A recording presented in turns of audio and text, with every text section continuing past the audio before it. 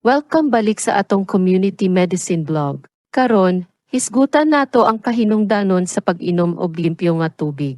Let's get started. Welcome to Almasty Healthcare Group. Ang pag-inom og limpyo nga tubig makatabang sa pag-prevent sa mga sakit sama sa diarrhea o cholera. Importante kaayo nga siguraduhon nga limpyo ang tubig nga atong ginainom. Here are some tips para masiguro nga limpyo ang inyong tubig. Boil water. Pagpakulo og tubig for at least 5 minutes para mapatay ang mga bakterya. Use water filters.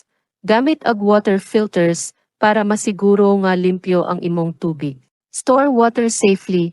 Ibutang ang tubig sa limpyo nga container ag tabuni aron dili mahugaw.